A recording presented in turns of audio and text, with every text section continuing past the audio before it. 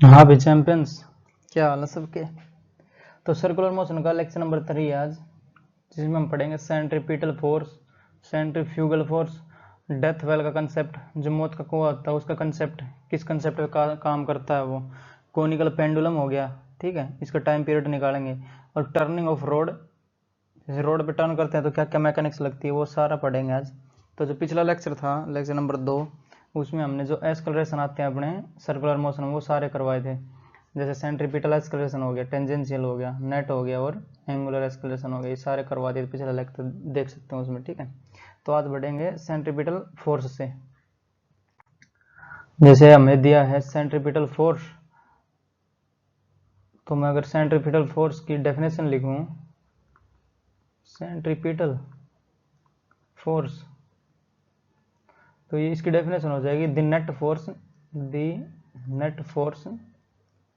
Towards centre is called centripetal force. Centripetal force, ठीक है। तो जहां कहीं भी अपनी सर्कुलर मोशन होगी उसमें 100% रहेगा अपना सेंट्रीपिटल फोर्स। जैसे इसको समझने के लिए एक सर्कल ले लेता हूं, तो ये मान लेता हूं मैंने सर्कल बनाया अपना, ठीक है, और इसके 2 पॉइंट मान लेता हूं, पॉइंट ए और बी और सी और डी। जैसे ए, पॉइंट बी, पॉइंट सी, और ये मान लेते हैं पॉइंट डी, और इसकी वेलोसिटी कुछ इस प्रकार से, ठीक है।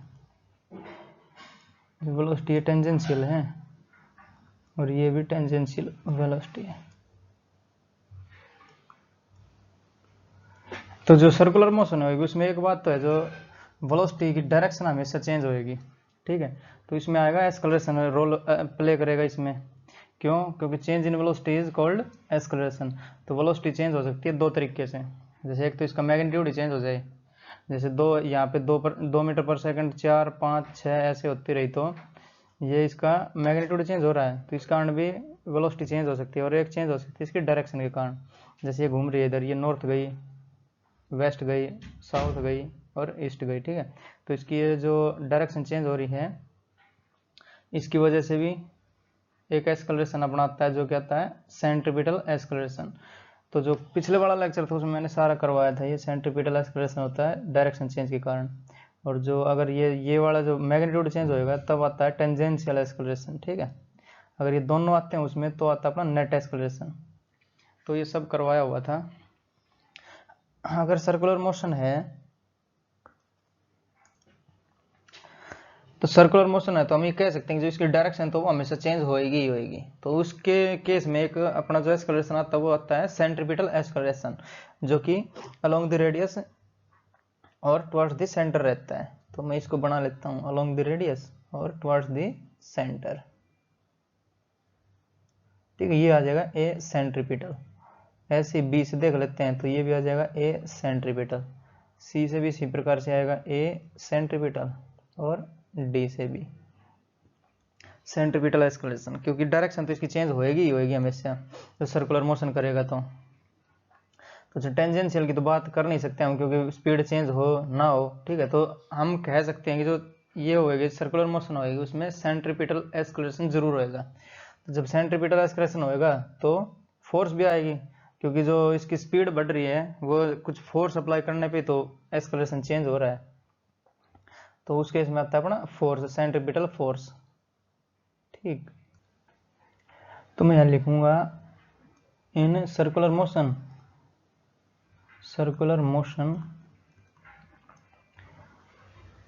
change in direction of motion of velocity is must, and hence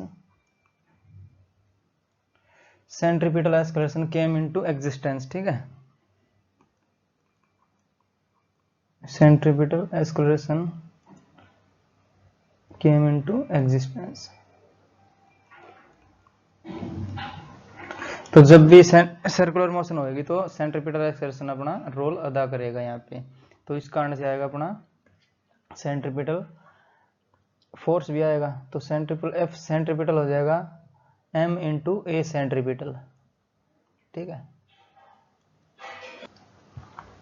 तो ये अपना सेंट्रीपिटल फोर्स बराबर हो जाएगा मास इंटू एक्सेलरेशन, न्यूटन का सेकंड लॉ हो जाएगा, ठीक है।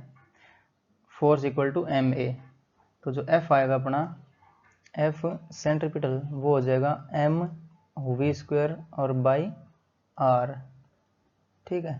तो अगर इसका जो डेरिवेशन है ये एक्सेलरेशन का, ये v स्क्वायर बाई r आता है जो पिछले लेक्चर में करवा दिया था, ठीक है। तो देख के आना, वो सीरीज अच्छी चल रही है, उसको देख लो, सीरीज शुरू से ही सब समझ में आ जाएगा उसमें,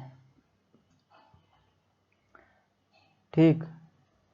और इसका दूसरा फॉर्म है, जैसे F सेंट्रीपिटल इक्वल टू हो जाएगा m r ओमेगा स्क्वायर। तो r को कैपिटल लिख देता हूँ यहाँ पे, क्यों? क्योंकि जो v होता है अपना, v इक्वल टू होता है r ओमेगा। तो जो ये v r ओमेगा होता है, ये इसकी वैल्यू जो r ओमेगा है ये वाली इसमें रख देंगे तो r स्क्वायर और ओमेगा स्क्वायर बनेगा, और नीचे एक r है तो एक r से एक r कटेगा तो बचेगा m r ओमेगा स्क्वायर, ठीक है। तो ये दोनों इसकी फॉर्म है सेंट्रीपिटल की। या तो फिर वो लीनियर वेलोसिटी देगा या फिर एंगुलर वेलोसिटी देगा घुमाते टाइम। तो ये अभी बता दूंगा, एक दो क्वेश्चन करवाऊंगा ना, उससे सब समझ में आ जाएगा ये। अगर एक्चुअल में हम देखें तो जो सेंट्रीपिटल फोर्स है वो एक प्रकार से तो होती नहीं है ये, तो जो कुछ ऐसी फोर्स होएगी जो कि सेंट्रीपिटल फोर्स बन जाएगी। तो नेक्स्ट स्लाइड में बढ़ेंगे। तो सेंट्रीपिटल फोर्स अपना, सेंट्रीपिटल फोर्स ये एक प्रकार से तो होता ही नहीं है, जो कि एक नेट फोर्स आएगी ना टुवर्ड्स सेंटर वो बन जाएगी। अगर इसका एग्जांपल लें हम, एग्जांपल मान लेते हैं, ये अपने पास एक स्टोन है और ये बंधा है किसी रस्सी से, ठीक है, और हम इसको घुमा रहे हैं, ठीक, इसको घुमा रहे हैं कुछ इस प्रकार से। तो जो ये रस्सी है इसमें आएगी अपनी टेंशन। तो जो टेंशन का फोर्स होएगा, टेंशन रहेगा ये वाला, अगर पॉइंट पे देखें तो टेंशन रहेगा सेंटर की तरफ, तो ये हो जाएगा टेंशन फोर्स। और ये सर्कुलर घूम रहा है, जैसे गोल गोल घूम रही है, तो ये जो फोर्स रहेगा towards centre, net force towards centre, ये हो जाएगा अपना सेंट्रीपिटल फोर्स, ठीक है। तो बाद में जाके ये टेंशन फोर्स ही सेंट्रीपिटल फोर्स बनेगा। सेंट्रीपिटल फोर्स एक्चुअल में तो कोई है अलग से कोई फोर्स है नहीं, ठीक। जैसे इसमें ये बन गया, और जो मान लेते हैं जो अर्थ और वो रहता है अपना सन, उसमें ग्रेविटेशनल फोर्स बनेगा, वो रहेगा सेंट्रीपिटल फोर्स। तो इसका भी बना देता हूँ यहाँ पे, जैसे ये अपना सन, ठीक, और ये मान लेते हैं अर्थ है। तो जो अर्थ है वो रिवॉल्व करती है सन के चारों ओर, ठीक है। तो जो ग्रेविटेशनल फोर्स रहेगा F ग्रेविटेशनल, तो जो ग्रेविटेशनल फोर्स बनेगा यही फोर्स नेट फोर्स रहेगा टुवर्ड्स सेंटर यानी सन की ओर। तो जो ये ग्रेविटेशनल फोर्स ही बन जाएगा अपना centripetal force. F centripetal force बराबर हो जाएगा F ग्रेविटेशनल फोर्स, और ये हो जाएगा G m1 m2 by r square के, ठीक। एक और एग्जांपल लेते हैं जो कि बोर मॉडल वाला था, वो जैसे बीच में अपनी रहती है न्यूक्लियस और इलेक्ट्रॉन उसके चारों ओर चक्कर लगाता रहता है। तो ये बंधे रहते हैं, न्यूक्लियस से बंधा रहता है, वो है अपना इलेक्ट्रोस्टैटिक फोर्स ऑफ अट्रैक्शन से बंधा रहता है, ठीक है। तो इलेक्ट्रोस्टैटिक फोर्स ऑफ अट्रैक्शन,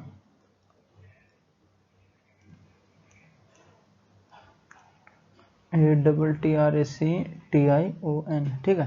तो जो ये फोर्स ऑफ अट्रैक्शन बनेगा ये बन जाएगा अपना नेट फोर्स रहेगा टुवर्ड्स न्यूक्लियस, तो यही अपना बन जाएगा सेंट्रीपिटल फोर्स, ठीक है, बराबर हो जाएगा F centripetal.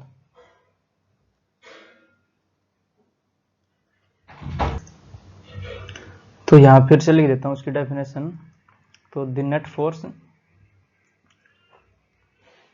Towards centre is called centripetal force. Centripetal force, ठीक है। तो इसके क्वेश्चन देख लेते हैं। तो क्वेश्चन दिया हमें, जैसे एक रोड है और इससे 1 kg का मास और उससे 2 kg का मास और उससे 3 kg का मास बंधा हुआ है, ठीक है, वेल्ड कर रखा है ये। तो जो 1 kg का मास वो 1 मीटर दूर है, 2 kg का 2 मीटर दूर है, 3 kg वाला है 3 मीटर दूर। और जो ये घूम रही है रोड, ये पूरा सिस्टम घूम रहा है ये, तो ये है ओमेगा बराबर दिया है 2 रेडियन पर सेकंड की स्पीड से घूम रहा है, ठीक है। तो हमें बताना है tension in all the strings.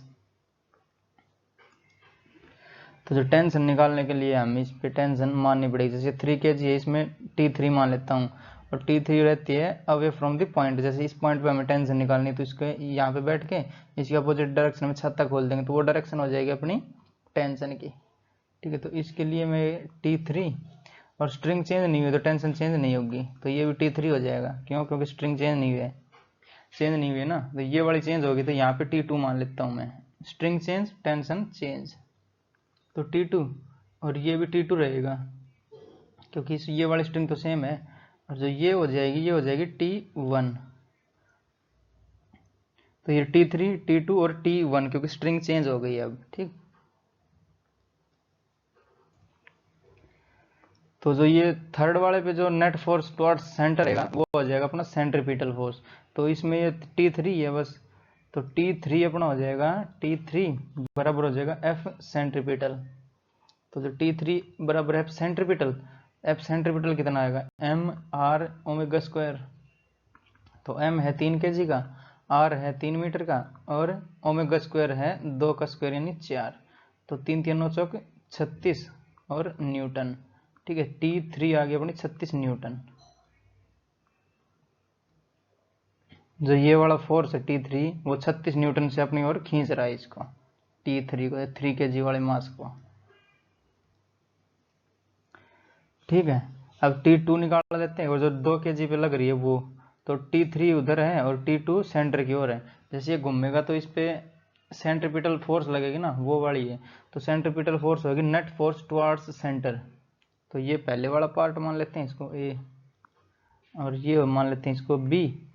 तो B का क्या है, T2 और माइनस T3 बराबर हो जाएगा F सेंट्रीपिटल। तो T2 हमें पता नहीं है, T3 पता है 36, और बराबर हो जाएगा MR ओमेगा स्क्वायर,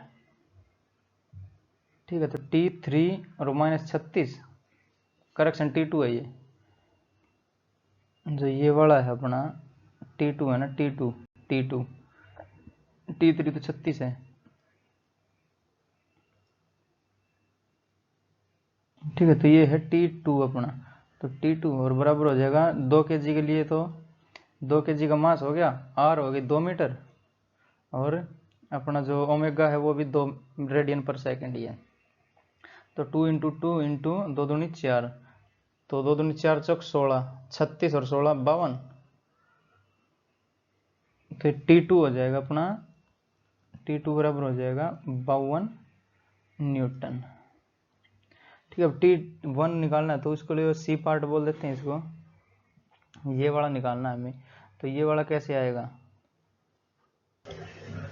ये वाला देखना पड़ेगा इसमें कौन कौन सी फोर्स है। जैसे ये वाली फोर्स T1 तो होगी सेंटर की ओर, और ये हो जाएगी T2 यानी अवे फ्रॉम सेंटर। तो इस पर 2 ही फोर्स लग रही है ना ये, तो 2 फोर्स लग रही है, तो जो नेट फोर्स होगी टुवर्ड्स सेंटर वो हो जाएगी सेंट्रीपिटल। तो टुवर्ड्स सेंटर कौन सी, T1 माइनस T2 हो जाएगा। तो T1 और माइनस T2 बराबर हो जाएगा MR ओमेगा स्क्वायर।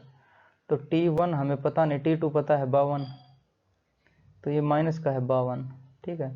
और बराबर हो जाएगा M यानी 1 kg, R यानी 1, और ओमेगा स्क्वायर यानी 4। तो जो T1 आया वो अपना आया 56 न्यूटन, ठीक है। तो ये हमारे इसके आंसर होंगे 56 न्यूटन, 52 न्यूटन और 36 न्यूटन।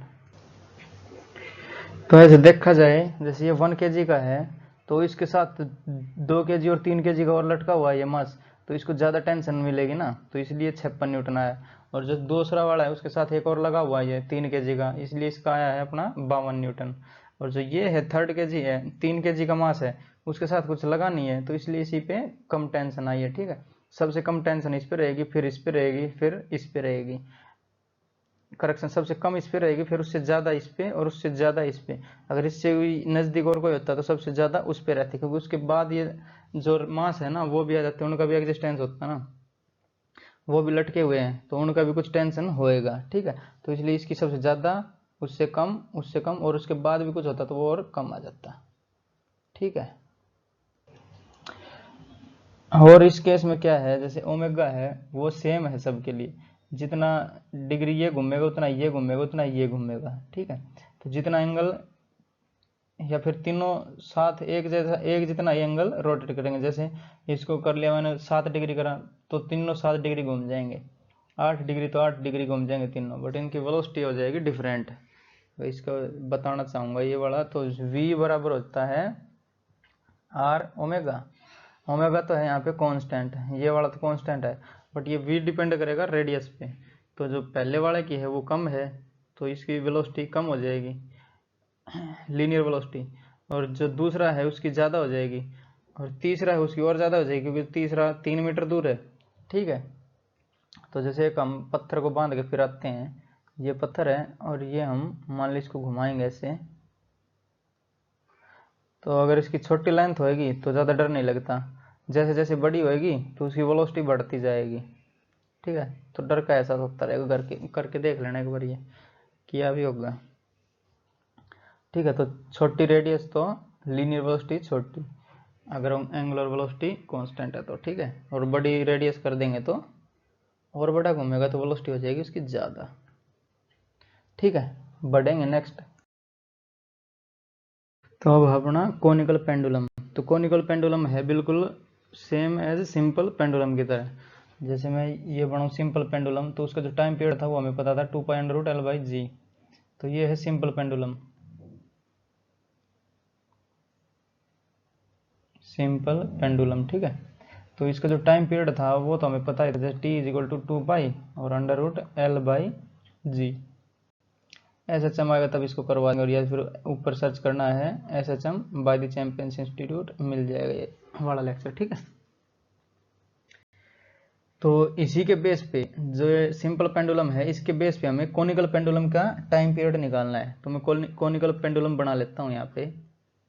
ठीक, तो कोनिकल पेंडुलम क्या है, उसको थोड़ा एंगल पे देना हमें। जैसे सिंपल पेंडुलम है, इसको कुछ एंगल पे हमने जाके घुमा दिया सर्कुलर में। ठीक है, जैसे यहाँ पे हम लेके गए इसको बॉब को, और सर्कल में कुछ ऐसे घुमा दिया है। ठीक है, तो जैसे ये लेके आया हूँ, ये बॉब है, मास m है, और इसको ऐसे कुछ घुमाया हमने। ठीक है, और एंगल थीटा पे मान लेते हैं इसको, जो एंगल थीटा है अपना, ये वाला थीटा एंगल हो गया। तो हमें चाहिए कोनिकल पेंडुलम का टाइम पीरियड। ठीक है, तो ये जो मान लेते हैं, जो हम घुमा रहे हैं इसको ऐसे, ये मान लेते हैं ओमेगा से घुमा रहे हैं इसको हम, ओमेगा एंगुलर वेलोसिटी से। तो m को मिटा के थोड़ा दिखा देता हूँ ओमेगा से, और इसका मास है m। ठीक है, ये थोड़ा और अच्छा से दिखाता हूँ इसको, ये है ओमेगा से घूम रहा है। ठीक है, जैसे ये वाला एंगल थीटा, तो अगर इसको परपेंडिकुलर करूंगा, परपेंडिकुलर खींचूंगा ये, तो इसका भी ये वाला भी एंगल हो जाएगा अपना थीटा। थीटा, ठीक है, और ये हो जाएगा इसका टेंशन। जैसे अब हम मास m पे निकाल रहे हैं टेंशन, तो टेंशन रहेगी अवे फ्रॉम दी पॉइंट। ठीक है, तो या फिर यहाँ पे छत बैठ के छत खोल देंगे, तो अपोजिट डायरेक्शन में जो डायरेक्शन रहेगी वो आ जाएगी अपनी टेंशन की। ठीक है, तो मैं टेंशन को t दिखा रहा हूँ यहाँ पे। तो जो है टेंशन के दो कंपोनेंट बनेंगे, एक तो ये t cos थीटा, और एक इसके परपेंडिकुलर t sin थीटा। तो ये हो जाएगा t cos थीटा, और इसके जो परपेंडिकुलर है ये हो जाएगा t sin थीटा। ठीक, और जो ये मास है इसका, मास m, तो जो नीचे लगेगा फोर्स वो रहेगा इसका वेट, यानी mg। ठीक है। तो इसमें दो इक्वेशन बन के आएंगे अपनी। जो टी कोस थीटा है, जैसे ये मास है, ये इक्विलिब्रियम हो जाएगा यहाँ पे, जैसे इसे ऐसे घुमाएंगे इसको तो इक्विलिब्रियम में रहेगा इसी पोजीशन पे। तो टी ना ऊपर जा रहा है ना नीचे जा रहा है, तो जो टी कोस थीटा बराबर हो जाएगा एम जी के। तो टी कोस थीटा बराबर हो जाएगा एम जी के, ठीक है। और जो टी साइन थीटा है वो इसको सर्कुलर मोशन करवा रहा है, तो ये बराबर हो जाएगी इसके सेंट्रीपिटल फोर्स के। तो जो टी साइन थीटा है, टी साइन थीटा बराबर हो जाएगा एफ सेंट्रीपिटल फोर्स के, है कि नहीं। क्योंकि इसमें जो इसको घुमा रहा है सर्कल में वो सिर्फ टी साइन थीटा ही है ना, वही घुमा रहा है। ये वाला कंपोनेंट है तो इसका एम जी को बैलेंस कर रहा है। अगर ये इधर नहीं होता तो एम जी इसको नीचे खींच लेता, या फिर ये फिर बिल्कुल इस हॉरिजॉन्टल लेवल पे आ जाता। चूंकि इसको हमने थोड़ा रोटेट करा है ओमेगा वेलोसिटी से, तो यहाँ पे आके ये रहेगा अपना इक्विलिब्रियम में यहाँ पे। तो टी कोस थीटा बराबर हो जाएगा एम जी। तो ये इक्वेशन 1 मान लेते हैं। टी साइन थीटा बराबर हो जाएगा एफ सेंट्रीपिटल, क्योंकि नेट फोर्स है, नेट फोर्स टुवर्ड सेंटर रहेगी, वो रहेगी एफ सेंट्रीपिटल फोर्स। तो जो एफ सेंट्रीपिटल है एम आर ओमेगा स्क्वायर रहता है। तो ओमेगा पता है हमें, आर ये निकालनी पड़ेगी, ये कितनी रेडियस है, इस सर्कल की रेडियस ये आएगी ना ये वाली, तो वो निकालनी पड़ेगी हमें। और एम, जो एम तो दिया ही है मास एम, ठीक है। तो इसको नाम दे देता हूँ इक्वेशन 1 और इसको दे देता हूँ इक्वेशन 2। तो ये मान लेते जो इस सर्कल की रेडियस है वो अपनी आर है, ठीक है। तो जो सर्कल की रेडियस बनेगी वो इसको आर नाम दिया है मैंने। और जो इसकी लेंथ है, जो ये पेंडुलम है इसकी ये लेंथ है यहाँ तक, इसको मैं नाम दे रहा हूँ एल है, ठीक है। तो एल के दो कंपोनेंट बनेंगे, ये एल कोस थीटा बनेगा इधर साइड, ये वाली साइड यानी पैरेलल, और एक बनेगा परपेंडिकुलर एल साइन थीटा। तो जो आर बराबर हो जाएगा वो हो जाएगा एल साइन थीटा के, ठीक है। आर बराबर है एल साइन थीटा।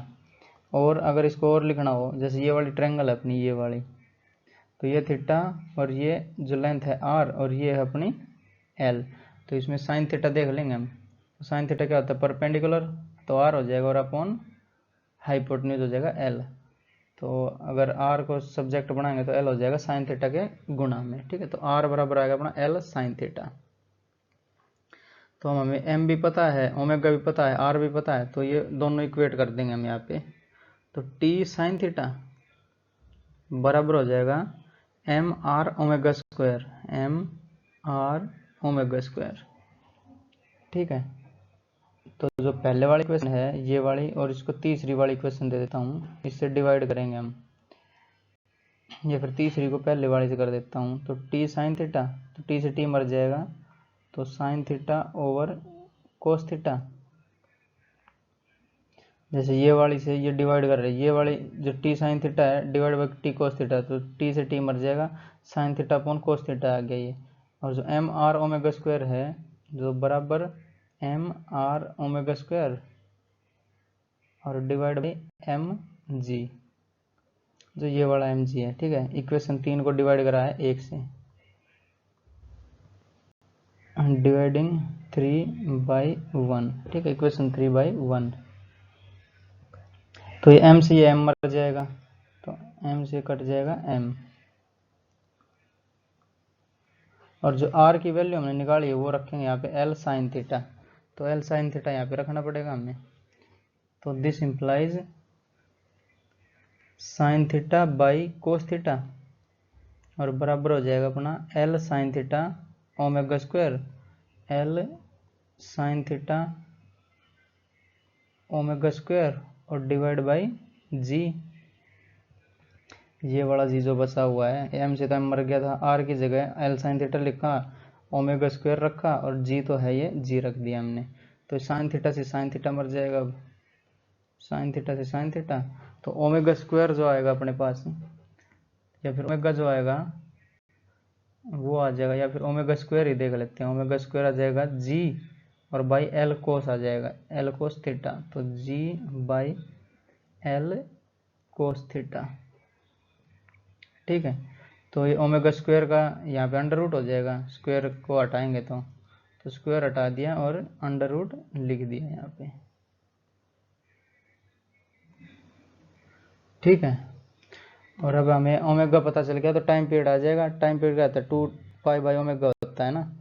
तो यहाँ पे टाइम पीरियड आ जाएगा अपना, यहाँ पे लिख दे रहा हूँ इसको। तो टाइम पीरियड बराबर हो जाएगा 2π/ओमेगा, और ओमेगा की वैल्यू यहाँ पे पुट करेंगे हम। ठीक है, तो टाइम बराबर हो जाएगा, टाइम पीरियड हो जाएगा 2π, और ओमेगा डिवाइड है तो ऊपर चला जाएगा ये L cos थीटा, और नीचे आ जाएगा G। 2π और under root L cos theta और बाई G। ठीक है, तो ये कॉनिकल पेंडुलम था अपना, इसका टाइम पीरियड आ गया। अब कुछ भी दे दे इसके बेस तो हम निकाल देंगे ये। ठीक है, तो ये हमारे हो जाएगा इसका डेरिवेशन। बढ़ेंगे नेक्स्ट। अपना कंसेप्ट है डेथ वेल का, यानी मौत का कुआं। जो बंदे बाइक चलाते हैं डेथ वेल में, कुएं में जो बाइक चलाते हैं वो गिरती नहीं है वो बाइक। तो हमें बताना था find minimum velocity of bike so that biker doesn't fall down. तो जो बाइक चला रहा है बाइक वाला, तो उसकी मिनिमम स्पीड बतानी कितनी रखेगी ताकि बाइक गिरे ना। तो मैं इसको मान लेता हूँ अपना एक बाइक।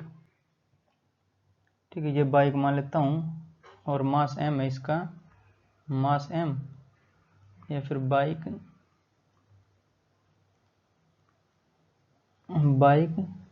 और मास m की है। ठीक है, तो इस पर जितने फोर्स लग रहे हैं पहले उनको देख लेते हैं। जैसे एक तो मास m है इसका, तो एक डाउनवर्ड लगेगा, वर्टिकली डाउनवर्ड इसका वेट, तो वो हो जाएगा अपना mg। ठीक है, mg मास नीचे लग रहा है इसका, फोर्स है एक mg भी। और क्या लगेगा, जैसे इस पे एक फ्रिक्शन लगेगा, क्योंकि फ्रिक्शन अपोजेस रिलेटिव मोशन या फिर टेंडेंसी टू रिलेटिव मोशन। जो अगर तो जिसमें या तो फिर वेलोसिटी जो रिलेटिव वेलोसिटी हो रही है, और या फिर होने की संभावना, तो उसको अपोज करता है फ्रिक्शन। तो इससे क्या लग रहा है, जैसे बाइक नीचे गिर जाएगी ऐसे लग रहा है, तो फ्रिक्शन लगेगा उसको रोकेगा, यानी ऊपर लग जाएगा फ्रिक्शन अपना। ठीक है, तो मैं दिखा रहा हूँ इसको, फ्रिक्शन लगेगा अपना ऊपर, क्योंकि बाइक नीचे फिसलना चाह रही है, बट फ्रिक्शन चाहता है कि उसको फिसले ना। तो ये भी अपना एक सेल्फ एडजस्टिंग फोर्स है। ठीक है, अपनी वैल्यू को चेंज करता रहता है, जितना इसका एक मैक्सिमम लिमिट रहती है इसकी म्यू टाइम्स एन, वो मैक्सिमम है इसका। उस लिमिट के बाद अगर क्रॉस कर गया फोर्स तो ये फिर संभाल नहीं पाएगा उसको। तो ये सेल्फ एडजस्टिंग, उससे कम हुआ तो ये अपना एडजस्ट करेगा और उसके बराबर ले आएगा फ्रिक्शन। ठीक है, और क्या है, जो इसके बीच में जो टायर है और जो सरफेस है ये दीवार का, इसका जो कोफिशिएंट ऑफ फ्रिक्शन है वो है म्यू। ठीक है, तो लिख देता हूँ यहाँ पे भी म्यू कोफिशिएंट ऑफ फ्रिक्शन, ये फ्रिक्शन कोफिशिएंट, फ्रिक्शन कोफिशिएंट। ठीक है, और कौन सा फोर्स लगेगा, एक फोर्स लगेगा, जैसे ये दीवार है ये नॉर्मल रिएक्शन लगाएगी किस पे, बाइक पे, तो एक लगेगा अपना नॉर्मल रिएक्शन। ठीक है, टुवर्ड्स सेंटर, और फिर ये घूमेगा अपना सर्कल में। ठीक है, इस प्रकार से घूमता रहेगा फिर सर्कल में ये। तो जैसे गोल गोल घूम रही है बाइक अपनी, तो जो नॉर्मल रिएक्शन है वही इसका कारण बनेगा, या फिर सेंट्रीपिटल फोर्स बनेगा जो कि इसको गोल गोल घुमाएगा। तो जो नॉर्मल रिएक्शन बन जाएगा अपना, नॉर्मल रिएक्शन वो बराबर हो जाएगा अपना एफ सेंट्रीपिटल के, और एफ सेंट्रीपिटल क्या है, एम आर ओमेगा या फिर M V square by R. अब की बार हमें क्या चाहिए, वेलोसिटी चाहिए, मिनिमम वेलोसिटी, तो इसलिए हमने M V square by R लिखा है ये वाले फॉर्मूले में। ठीक है, ना कि एम आर ओमेगा स्क्वायर। तो नॉर्मल रिएक्शन तो हो जाएगा सेंट्रीपिटल फोर्स के बराबर। और क्या होएगा, जैसे अब ये जो बाइक है ये ना नीचे गिर रही है और ना ऊपर जा रही है, तो जो फ्रिक्शन और बराबर हो जाएगा एम जी के।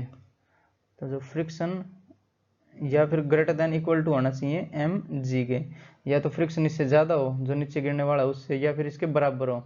तो जो ये बाइक है यहीं पे घूमती रहेगी, नीचे नहीं गिरेगी।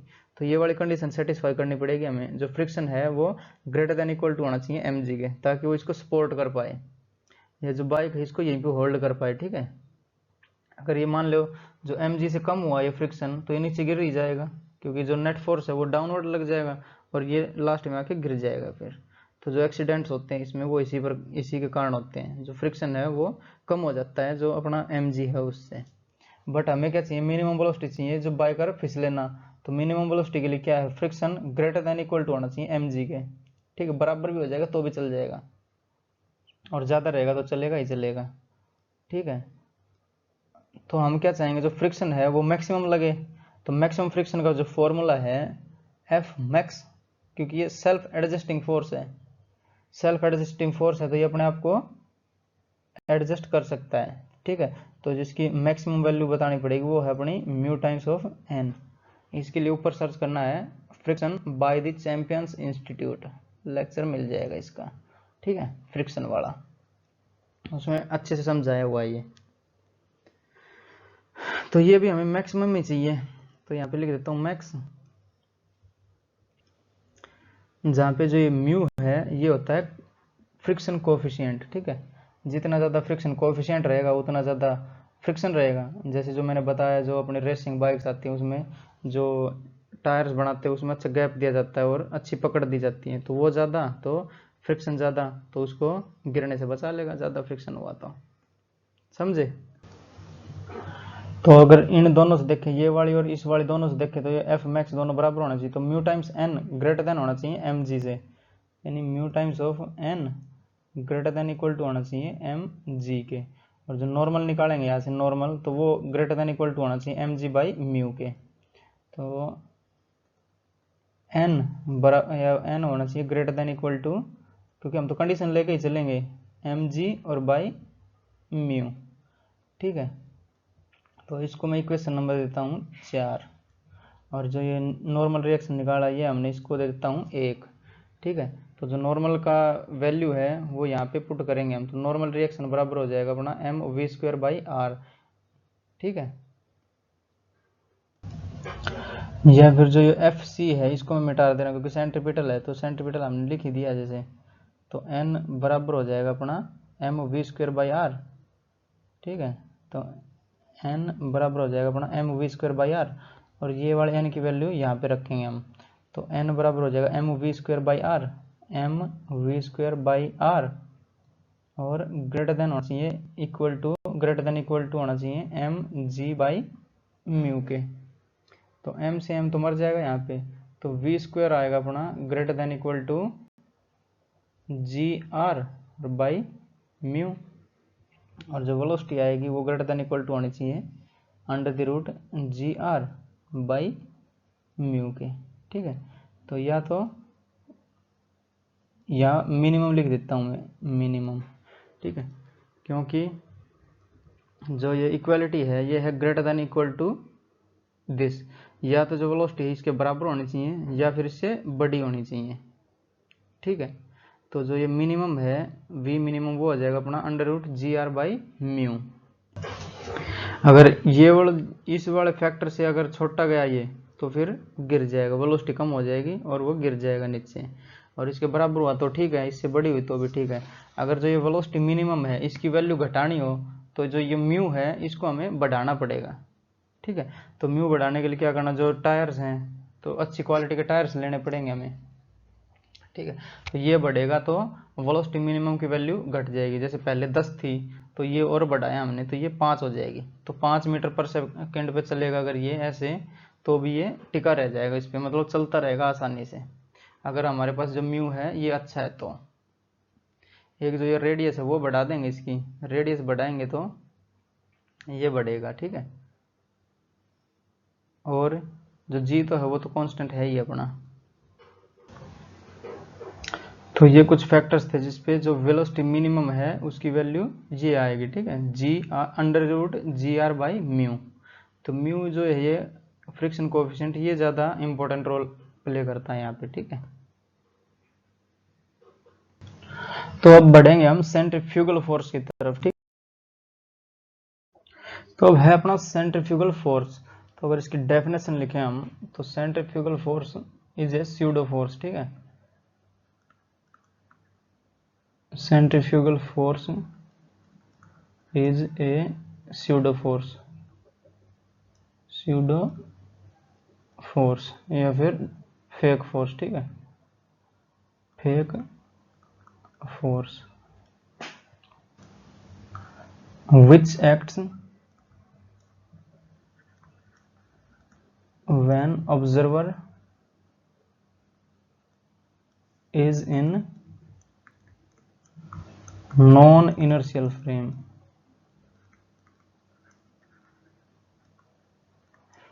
ठीक है, जब ऑब्जर्वर अपना नॉन इनर्शियल फ्रेम में होएगा, जैसे दो फ्रेम होते हैं ना इसके, एक तो होता है अपना इनर्शियल फ्रेम जिसमें एस्केलेशन 0 होता है, और एक होता है नॉन इनर्शियल फ्रेम,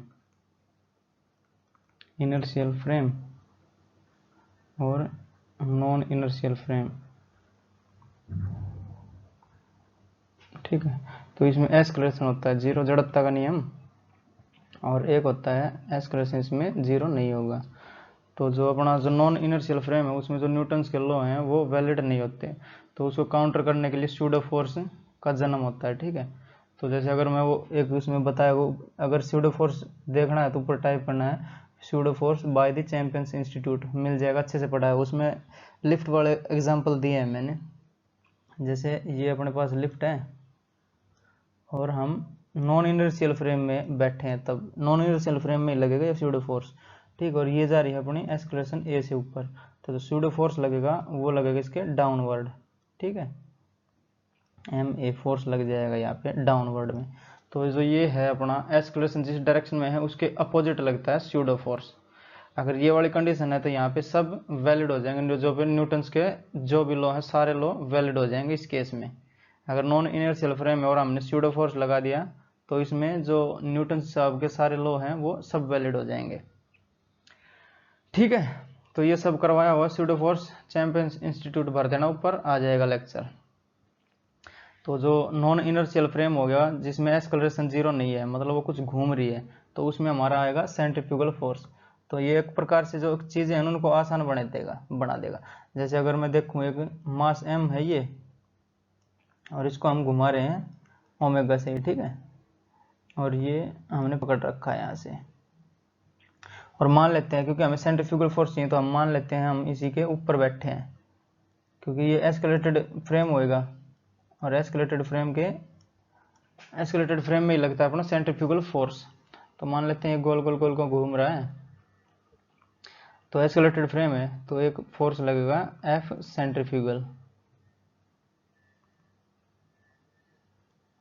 जो कि आउटवर्ड लगेगा एफ सेंट्रीफ्यूगल फोर्स,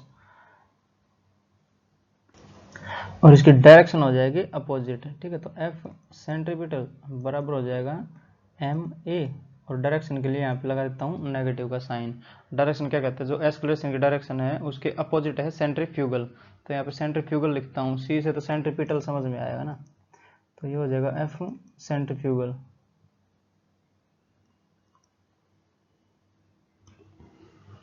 ठीक है, तो ये कितना हो जाएगा नेगेटिव और M V square by R, या फिर नेगेटिव का एम आर ओमेगा स्क्वायर। ठीक है, फॉर्मूला आएगा सेम इसमें, बट जो साइन है वो नेगेटिव लग जाएगा, तो यहाँ पे है आर और ये भी है आर। ठीक है, तो एफ सेंट्रीपिटल सेंट्रीफ्यूगल वो बराबर हो जाएगा माइनस का M V square by R. अगर मैग्नीट्यूड वाइज देखें तो मैग्नीट्यूड वाइज दोनों सेम है, बट डायरेक्शन में इसका अपोजिट हो जाएगा। ये कब आएगा, जो सेंट्रीफ्यूगल फोर्स है वो आएगा जब हम एस्केलेटेड फ्रेम में होंगे। जैसे ऑब्जर्वर है एस्केलेटेड फ्रेम में चला गया तो ये सेंट्रीफ्यूगल फोर्स लगेगा। जैसे अगर हम इसको घुमाएं, घूमता रहेगा, तो जो हमें ऐसा लगेगा कि जो सेंट्रीफ्यूगल फोर्स है या फिर हम बाहर फेंक नहीं रहे। अगर जो मैरी गो राउंड वाला झूला होता है उसमें हम बैठते हैं तो बाहर फेंकने का डर रहता है ना, तो उसमें हमें लगा रहता है कि भाई बाहर फेंक जाएंगे, पर फेंकते नहीं है। ठीक है, अगर ये टेंशन है तो यहाँ पे टेंशन बराबर हो जाएगी इसके एफ सेंट्रीफ्यूगल के। ठीक है, तो ये याद रखना है इसमें हमें, जो नॉन इनर्शियल फ्रेम है उसमें लगता है सेंट्रीफ्यूगल फोर्स, या फिर एक प्रकार की स्यूडो फोर्स है which acts when observer is in non inertial frame. जैसे ये घूमते हुए किसी चीज़ पे बैठा है ऑब्जर्वर, तो उसमें सेंट्रीफ्यूगल फोर्स लगेगा। तो जो अपना कॉनिकल पेंडुलम वाला था उसमें सेंट्रीफ्यूगल से देख लेते हैं कैसा आ रहा है, सेम आएगा दोनों से। ठीक है, तो बढ़ेंगे नेक्स्ट कॉनिकल पेंडुलम। तो एक जो टाइम पीरियड कॉनिकल पेंडुलम का है वो सेंट्रीफ्यूगल फोर्स से देख लेते हैं कितना आता है, सेम आना चाहिए, कंसेप्ट कोई भी और आंसर तो सेम ही आना चाहिए ना। Time period of conical pendulum, तो इसके लिए हम पेंडुलम बनाएंगे कॉनिकल वाले अपनी। ठीक है, तो पिछली बार बनाया था वो कुछ इस प्रकार से था, ये बॉब था, मास m, और जो ये एंगल था अपना थीटा एंगल था। ठीक, तो थीटा एंगल पे एक बॉब लटक रहा है m मास का, तो ये वाला।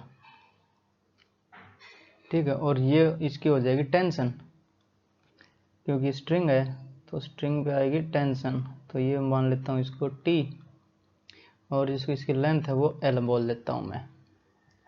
और मान लेते हैं ओमेगा से ये घूम रहा है, ओमेगा वेलोसिटी से, तो ये मान लेते हैं कुछ सर्कल इस प्रकार से कंप्लीट करेगा अपना, और ये इसकी रेडियस जो सर्कल में घूम रहा है। ठीक है, तो सर्कल अच्छे से बना लेना ये बस। तो इसकी ये रेडियस मान लेता हूँ मैं, तो इस सर्कल में घूम रहा है, इस सर्कल की रेडियस है r, और टेंशन t लग रही है इस पे, ओमेगा से घूम रहा है, लेंथ l है और थीटा एंगल पे है। तो अगर इसके परपेंडिकुलर ड्रॉ करूँ यहाँ पे ऐसे, तो परपेंडिकुलर कुछ आएगा इस प्रकार से। ठीक है, तो ये वाला एंगल भी अपना थीटा ही हो जाएगा, ये परपेंडिकुलर और ये वाला इसका थीटा, क्योंकि उल्टा जेड बन रहा है ना, ये जेड बनेगा तो इसके जो एंगल होंगे वो सेम होएगा, तो ये भी थीटा हो जाएगा। ठीक है, इसको थोड़ा साफ बना देता हूँ ओमेगा और इनको हटा के।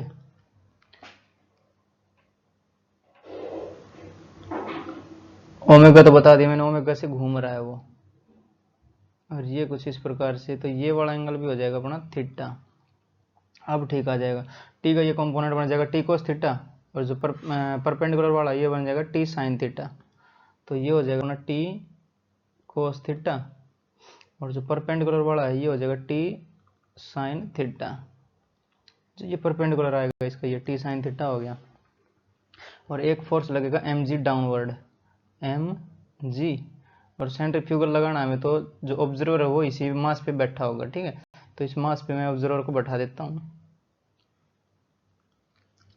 तो ऑब्जर्वर फील करेगा कि बाहर फेंकने वाला हूँ। ठीक है, जिस इस रेडियस में घूम रहा है वो, तो यहाँ पे लगेगा एफ सेंट्रीफ्यूगल, एफ रिफ्यूगल।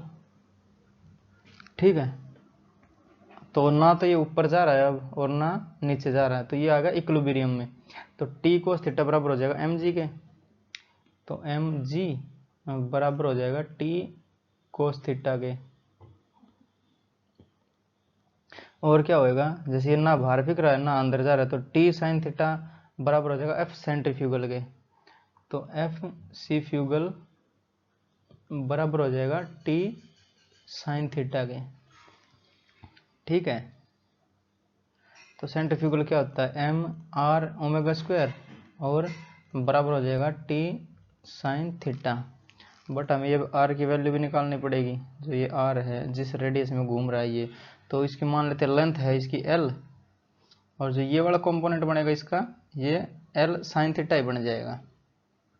क्यों, जैसे ये एल है पूरी लेंथ, तो ये जो परपेंडिकुलर ये वाला है इसका थीटा वाला, तो ये बनेगा अपना एल कोस थीटा, और ये बनेगा अपना एल साइन थीटा। ठीक है, या फिर जो ये वाली ट्रायंगल है, ये वाली ट्रायंगल, इसमें हम साइन थीटा देख लेंगे, तो परपेंडिकुलर और अपॉन हाइपोटेन्यूज, तो परपेंडिकुलर है आर और एल है हाइपोटेन्यूज, तो साइन थीटा बराबर हो जाएगा आर बाई एल, तो आर लिखेंगे तो एल साइन थीटा। ठीक है, तो जो ये आर की वैल्यू है ये यहाँ पे पुट करेंगे हम, या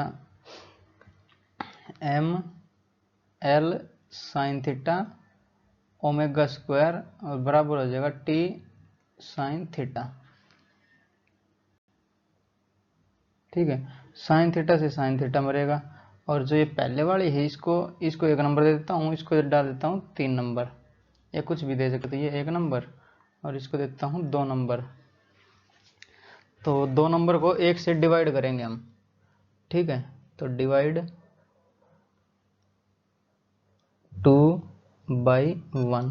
ठीक है, डिवाइड करा है दूसरी को, तो ये है अपना t, और अपॉन टी कोस थीटा बराबर हो जाएगा अपना एम एल ओमेगा स्क्वायर और डिवाइड बाई एम जी हो जाएगा।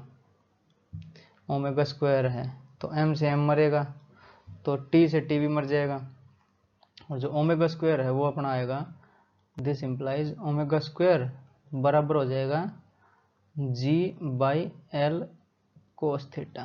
तो ओमेगा स्क्वायर ही जब आया था, अब ओमेगा निकालेंगे तो ये अंडर रूट में चला जाएगा, और टाइम पीरियड निकालेंगे तो टाइम पीरियड होता है 2 pi under root L by G, या फिर 2 पाई बाई ओमेगा होता है, 2 पाई बाई ओमेगा निकल के आ गया और ये पलट जाएगा फिर, तो under root L cos theta by G आ जाएगा टाइम पीरियड इसका, जो कि पिछले जो सेंट्रीपिटल से निकाला था सेम ही आ जाएगा। ठीक है, तो ये आ जाएगा अपना आंसर इसका। तो इन पे बेसिक क्वेश्चन कर लेते हैं, इसके बाद लेक्चर को एंड करेंगे। ठीक है, तो क्वेश्चन हमें दिया है, जैसे ये एक डिस्क है, ठीक है, और ये ओमेगा स्पीड से घूम रही है, और ये इस पे बैठा है कीड़ा, इंसेक्ट। तो हमें बताना है what is the minimum value of omega so that insect doesn't slip away. तो ओमेगा कितनी स्पीड से घुमाएं इसको ताकि ये गिरे ना, अपना इसको स्लिप ना करे। ठीक है, जैसे इसको तेज घुमाएंगे तो कीड़ा जैसे बाहर भाग जाएगा ना, सेंट्रीफ्यूगल फोर्स लगेगा। मान लेते हैं यहाँ पे सिक्का रखा हो तो इसको तेज घुमाएंगे, कुछ थोड़ी सी जो अपनी ओमेगा रहती है उसके लिए तो जो सिक्का रहेगा वो इसी पे रहेगा, या फिर जो कीड़ा रहेगा इसी पे रहेगा, और इसको ज़्यादा तेज घुमा देंगे तो बाहर फेंक जाएगा। ठीक है, तो मैं मिनिमम वैल्यू बतानी ओमेगा की कितने घुमाए ताकि कीड़ा या फिर कॉइन गिरे ना। ठीक है, और जो इसकी रेडियस है वो देख लेते हैं, जैसे रेडियस बोल देते हैं इसकी आर है अपनी, कीड़ा एकदम कॉर्नर पे है, इस पे जो तस्तरी है अपनी ये डिस्क है। ठीक है, ये इसकी रेडियस आर, और इस पे जो फोर्स लग रहे हैं वो देख लेते हैं। तो एक तो इसको बाहर की तरफ लगेगा एफ सेंट्रीफ्यूगल, एफ सेंट्रीफ्यूगल बाहर लगेगा ना, क्योंकि घूम रही है, नॉन इनर्शियल फ्रेम हो गया, और ये घूमती हुई में सेंट्रीफ्यूगल लगेगा। ठीक है, बाहर की साइड लग जाएगा ये। और क्या है, और एक लगेगा इसका एम जी, जो वेट है वो, और नॉर्मल रिएक्शन लगेगा। तो वेट एम जी हो जाएगा नीचे और नॉर्मल रिएक्शन हो जाएगा ऊपर। जैसे अगर इस तस्तरी को बनाऊं मैं एक बार फिर से, तो ये कुछ इस प्रकार की तस्तरी है, यहाँ पे अगर कीड़ा रखा है ये, ठीक, तो एक तो इसका डाउनवर्ड वेट लगेगा एम जी, और एक जो ये तस्तरी इसके ऊपर लगाएगी वो रहेगा नॉर्मल रिएक्शन। ठीक है, तो ये दो फोर्स लगेंगे इस पर, तो नॉर्मल रिएक्शन बराबर हो जाएगा एम जी के, एन बराबर हो जाएगा एम जी के। क्यों, ना तो ये नीचे जा रही है, जो कीड़ा ना तो गिर रहा है इस पे, धस भी नहीं रहा ना इसमें जो तस्तरी है अपनी, ना नीचे जा रहा ना ऊपर जा रहा है, तो एन और एम जी दोनों बराबर होंगे। ठीक है, अगर ये तस्तरी घूम रही है, जो डिस्क घूम रही है, तो इसको बचाने के लिए कौन सा फोर्स आएगा, इसका आएगा फ्रिक्शन। तो इसमें कितना फ्रिक्शन है, ठीक है, एक फ्रिक्शन फोर्स दिखा देता हूँ यहाँ पे। तो ये आएगा अपना friction force. Friction force self adjusting force है, और ये डिपेंड करता है जो इसका कोफिशिएंट ऑफ फ्रिक्शन रहेगा। ठीक है, तो मैं मान लेता हूँ इसका जो कोफिशिएंट फ्रिक्शन है वो म्यू है। ठीक है, इतना समझ में आया सबको। तो जो कीड़े को बचाने के लिए एफ जो है ये मैक्सिमम होना चाहिए, कितना भी जितना लगा सकता है उतना होना चाहिए ये। ठीक है, तो एफ मैक्स लिखेंगे हम यहाँ पे, और एफ मैक्स है, एफ मैक्स वो होता है म्यू टाइम्स ऑफ एन। तो ये फ्रिक्शन वाले चैप्टर में करवाया हुआ है। ठीक है, म्यू टाइम्स एन का लगेगा, जो कि मैक्सिमम फ्रिक्शन है, सेल्फ एडजस्टिंग फोर्स है ये फ्रिक्शन, बट जो मैक्सिमम फोर्स है इसकी फ्रिक्शन इतनी वैल्यू ले सकता है अपनी। इसके अगर इसको एक्सीड कर गया तो ये कमज़ोर पड़ जाएगा उसके सामने, और ये कीड़ा गिर जाएगा। तो मैक्सिमम इतना होना चाहिए mu times of N friction. और जो क्वेश्चन में बोला है हमें minimum value of omega so that कीड़ा डजंट स्लिप अवे, तो मतलब ये यहीं पे रहना चाहिए। तो एफ मैक्स है वो बराबर होना चाहिए सेंट्रीफ्यूगल फोर्स के, तो एफ मैक्स बराबर हो जाएगा F centrifugal, F centrifugal. ठीक है, दोनों बराबर होंगे जब भी, तो ये इधर ही रहेगा। अगर इसमें से सी फ्यूगल बड़ा हो गया तो वो बाहर गिर जाएगा, और ये जो मैक्सिमम जो फ्रिक्शन है वो सेल्फ एडजस्टिंग है, अगर ये कम हुआ तो ये भी कम होएगा, अगर ये कम हुआ तो ये नहीं है कि ये ज़्यादा हो जाएगा, ये नहीं हो पाएगा, सेल्फ एडजस्टिंग है। जैसे ये 10 वैल्यू है तो ये भी 10 हो जाएगी। अगर इसका मान लेते हैं मैक्सिमम वैल्यू 12 है तो ये भी 12, जो मैक्सिमम वैल्यू हो फ्रिक्शन की वो 12 मान लेते हैं। अगर ये 12 हुआ तो दोनों बराबर रहेंगे, ठीक है। अगर ये 10 हुआ तो ये 12 नहीं रहेगा, ये भी 10 हो जाएगा क्योंकि सेल्फ एडजस्टिंग है। ये 8 हुआ तो ये भी 8 हो जाएगा क्योंकि इसकी मैक्सिमम वैल्यू है वो है 12। ये 7 हुआ तो ये 7 रहेगा, ये नहीं है कि 12 रहेगा, नहीं, उससे तो फिर ये अंदर चला जाएगा ना, ऐसा होता नहीं है ना। इसलिए सेल्फ एडजस्टिंग फोर्स है फ्रिक्शन की। तो सेंट्रीफ्यूगल फोर्स बराबर होएगा एफ मैक्स के। तो मिनिमम जो ओमेगा है उसके लिए क्या करना पड़ेगा, जो एफ मैक्स है वो या तो ग्रेटर देन हो या फिर उसके इक्वल हो सेंट्रीफ्यूगल के। तो F max either greater than हो या इक्वल टू हो एफ सेंट्रीफ्यूगल के, ठीक है। तो एफ मैक्स कितना है अपना, एफ मैक्स तो है म्यू टाइम्स एन और एन है एम जी के बराबर। तो ये हो जाएगा mu M G greater than equal to होना चाहिए एम आर ओमेगा स्क्वायर के, ठीक है, क्योंकि centrifugal M R omega square. तो यहाँ पे m से तो m मर जाएगा, ये m से m मर जाएगा और ओमेगा को सब्जेक्ट बनाएंगे तो omega square less than equal to mu G और बाई आर, ठीक है। अगर इसको स्क्वायर को हटाएं तो ये अंडर रूट लग जाएगा यहाँ पे, तो स्क्वायर को हटा देता हूँ। तो जो ओमेगा है वो हो जाएगा अपना अंडर रूट म्यू जी बटे आर, आर तो ये रेडियस ऑफ डिस्क होगी और म्यू हो जाएगा कोफिशिएंट ऑफ फ्रिक्शन, किसी जो डिस्क और कीड़े के बीच में कितना म्यू दे रखा है, ठीक है। और जी हो जाएगा एस्केलेशन ड्यू टू ग्रेविटी। तो ये जो ओमेगा है ये लेस देन इक्वल टू होनी चाहिए, या जो ज़्यादा से ज़्यादा हो सकती है म्यू जी बाई आर। अगर इतनी रही तब भी कीड़ा यहीं पे रहेगा, ठीक है, गिरेगा नहीं बाहर। और इससे कम रहेगी तो गिरेगा ही नहीं फिर। तो जो कम से कम होनी चाहिए या फिर ज़्यादा से ज़्यादा होनी चाहिए, इससे जो म्यू जी बाई आर है इसको क्रॉस नहीं करनी चाहिए जो ओमेगा है वो, तब ये कीड़ा अपना रह जाएगा सेफ में, ठीक है। तो ये इसका अपना हो जाएगा आंसर, ठीक है। तो रोकते हैं लेक्चर को यहीं पे। तो जो नेक्स्ट लेक्चर आएगा अपना वो इसी पे ही होएगा, जो टर्निंग ऑफ कार होती है वो कैसे टर्न करती है रोड पे, या फिर कोई कर्व रोड आ जाए तो कैसे टर्न करेगी, ठीक है। वो सभी हम देखेंगे नेक्स्ट वाले लेक्चर में। तब तक के लिए पढ़ाई करते रहें। All the very best. मिलेंगे नेक्स्ट लेक्चर में।